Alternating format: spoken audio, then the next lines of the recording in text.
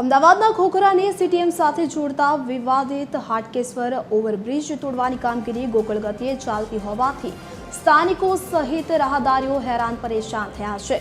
બ્રિજમાં બે સ્પાન તોડવા માટે અસહ્ય વિલંબને લઈને હાટકેશ્વર વિસ્તારના તમામ દુકાનદારોએ બંધ પાડી વિરોધ નોંધાવ્યો છે।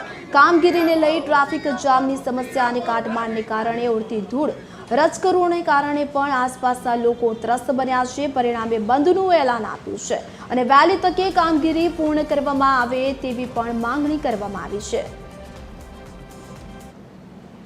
અમે તંત્રને હવે વિનંતી કરીએ છીએ કે આજે બે સ્પાન બાકી છે એ બે સ્પાન તાત્કાલિક ધોરણે તમારા ગજગ્રાહ એક બાજુ મૂકીને કોન્ટ્રાક્ટર અને સરકારની સામે જે વિરોધભાસ છે એ દૂર કરીને તાત્કાલિક અમને પ્રજાને ન્યાય આપે। તેથી આજે અમે ખોખરા વેપારી એસોસિએશન, હાટકેશ્વર વેપારી એસોસિએશન, પુલના નીચે લગતા તમામ વેપારીઓ આજે બંધ પાડીને અમારો વિરોધ વ્યક્ત કરી રહ્યા છે। આ સમયથી હાટકેશ્વર બ્રિજનું જે કામ ચાલી રહ્યું છે, ગોકળ ગતિથી જે કામ ચાલે છે, એમાં અમદાવાદ મ્યુનિસિપલ કોર્પોરેશન અને જે કોન્ટ્રાક્ટર જે કંપનીને આપવામાં આવેલ છે એમાં એવું લાગે છે કે આ લોકોને કોઈ કામ કરવાની ઈચ્છા નથી।